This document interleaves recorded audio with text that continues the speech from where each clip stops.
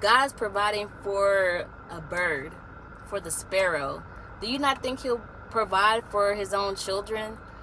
And once I came to the realization of that, that's when we was constantly getting formula every week.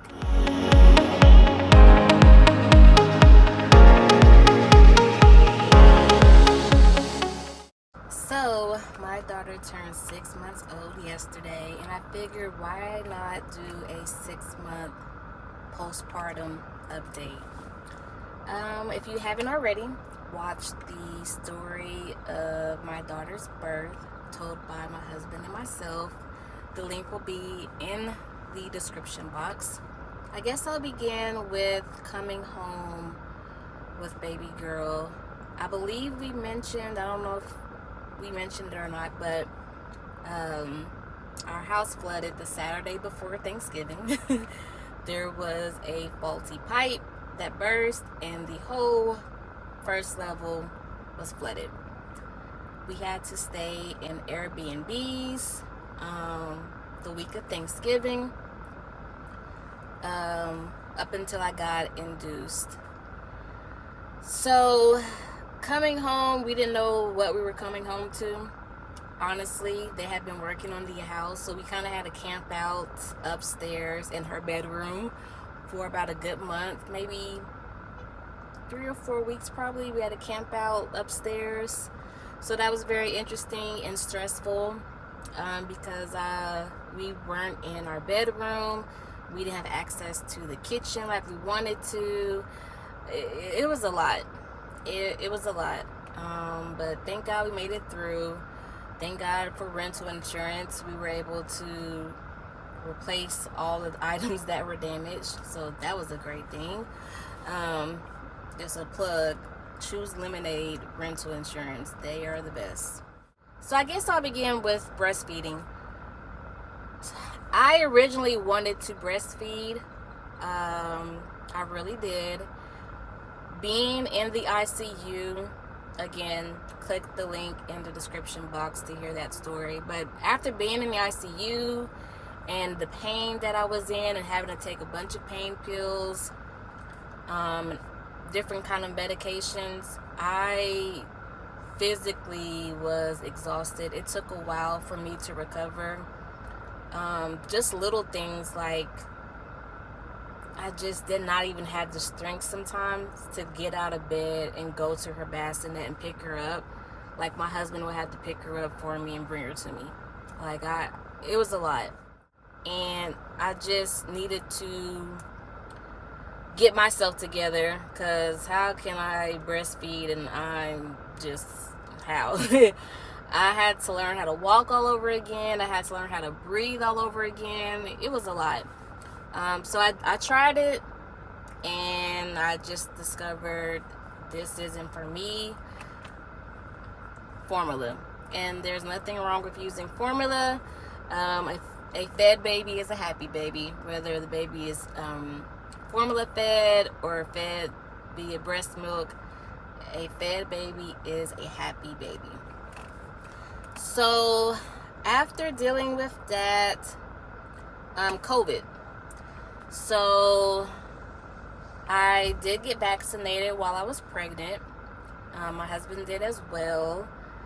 My mom and her husband, they visited to help me out. They wore their mask and was very understanding of the situation that we were in, just wanting to protect ourselves, because after all that happened at the hospital, I don't want to see a hospital again if I could help it. My stepkids, I have 2 stepchildren. The way that the custody schedule played out, they were to be with us after Christmas. Unfortunately, they started developing COVID symptoms, and their mom did as well, so they had to quarantine with their mom at her place. We couldn't put ourselves at risk. My daughter wasn't even a month old, and so unfortunately that time that should have been spent with us, they unfortunately had to be quarantine and spend that time getting well with their mother at their mother's house to really protect myself and the baby after being opened up at the hospital, and then because of COVID and she being a newborn, we just didn't want to take that risk, so we had to deal with that. And they're healthy now. We're still in COVID. Numbers are spiking back up. I know a lot of people, they don't wear their mask, and if you're vaccinated, I think you don't have to wear your mask. I still choose to wear mine because I just don't want to get sick. I don't want to have COVID. I don't want to expose myself to that and bring that into my household and get that to my daughter. And I'm the primary care for my daughter, so I gotta be healthy. After being opened up and exposed to everything while I was in the hospital and the operating room and ICU, I just don't want to risk that and bring COVID into my household and expose that to my daughter. So I still wear my mask. I keep her contact limited with certain family members, really just immediate family members and those who are not really out and about, because I don't want her to get sick, not just because of COVID, but also RSV, which can send babies in the hospitals for months. And I've had that happen to a couple of my friends. And I just don't want to chance that at all. If I can help it, I just want to avoid the hospital at all costs. I want to be a healthy person, and I want my baby to be healthy. I know they say, oh, you got to expose your child to things so to build up their immune system. Well, that's not my stance, okay? So that's what we're not going to do, okay? So when we're at church, we wear our masks. We kind of sit away from a lot of people. I kind of distance myself. I don't go to a lot of gatherings if people aren't going to wear their mask, and I'm okay with missing those gatherings. It doesn't bother me at all. I've had some people come to visit, trusted people that can visit, just, hey, you gotta wear your mask, wash your hands, sanitize, all that good stuff. So that's what we're still going through. I'm not fearful, I'm just very cautious and using wisdom. I was fortunate with my daughter being born in December. It worked out perfect with my husband being an educator. He was out for Christmas break. So that was awesome, him being home for about a good month and us really having that time to bond as new parents. I mean, this isn't his first rodeo, but it's our first rodeo together. So that was really great to have that experience together, and we're really sharing those moments together with just him and I. He went back to work in January. Those first 2 weeks was a lot because it was just me and her. And I was fortunate to have, I think, about a little bit over 14 weeks off from work, because they gave me bonding time plus maternity leave. And I didn't know, oh, and also nesting time, where they give you 2 weeks before your scheduled due date, where you get time off to nest and get your house together. So that was pretty cool. So make sure you look into that if you haven't already with your employer, if you're fortunate enough. So him returning back to work, it was really just me and her from January up into March. It was just me and her at the house during the daytime until my husband came home in the evenings, and then also with the custody schedule of my stepchildren coming to our house. We made it clear to them, you know, if you have a cough or a cold or any kind of sickness, you kind of have to keep your distance from baby girl, and also just wear your mask when interacting with her, really to protect her, because reality is half the time we don't know where they're at, what they're exposed to. So everyone, when they enter a house, they wear a mask, and we don't have a lot of people over. we don't have a lot of traffic going in and out of our house. I'm thankful that I did not experience postpartum depression. I know a lot of women did. I don't believe I did. I don't feel like I was depressed. I do feel like I was overly cautious and protective of her. I feel like that's pretty much normal. If someone's holding your baby, you look at them and you make sure that they're holding the baby correctly. You're also being attentive to your daughter or your child if they are like crying or fussy when somebody's holding them. Maybe they just don't want to be held by that person. I really do feel like babies and kids, they sense things, they discern things. So sometimes stuff like that, I'm just very mindful of that. We had to deal with a lot with the formula shortage. Oh my gosh. So we was on, I forgot the brand, but it was Enfamil, and it was like a white tub. I'll put a picture here. But it was a white tub. I think we started off with Similac. She wasn't responding well to that, made her constipated. Switched to Enfamil in this white can. She did really well with that, but she was spitting up a lot. She wasn't constipated, but she was spitting up a lot. And her pediatrician mentioned that it could just be reflux. And so just keeping her sitting up for about a good hour, 30 minutes to an hour after she feeds. But she was still spitting up, and she was spitting up a lot. Like, I've never seen a baby spit up that much. So then that one, like, we couldn't find that at all anywhere. And so we switched to the Enfamil in the pink tub, and that was supposed to help with reflux, but it did not.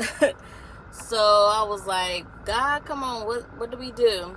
And then my husband's aunt, his godmother, suggested Nutramigen, and I never heard of that before.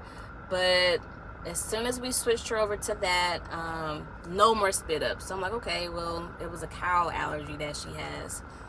So we switched her over to that, and that has been perfect for her. She had hard stools at the beginning because, of course, when you're switching formula, your stool is gonna change. So we had to dilute her bottles with a little bit of prune juice so that she wasn't having those hard stools pass. So thank God he has been providing for us during this pandemic, during this formula shortage. Because I remember one morning I went to 11 stores and didn't find any but one ready-to-feed bottle of Nutramigen. But thankfully I had friends towards Central Austin. I had sorority sisters, cousins, a stranger mail us formula, and a lot of them, they were like, you don't have to reimburse me. You don't have to reimburse me. Just consider it a birthday gift for her. So God has really been providing. He told me that he was going to provide. I was walking with my daughter on our morning walks in the neighborhood, and he, just like that scripture in the Bible, look at the birds. They are not storing up. They are feeding what's out here.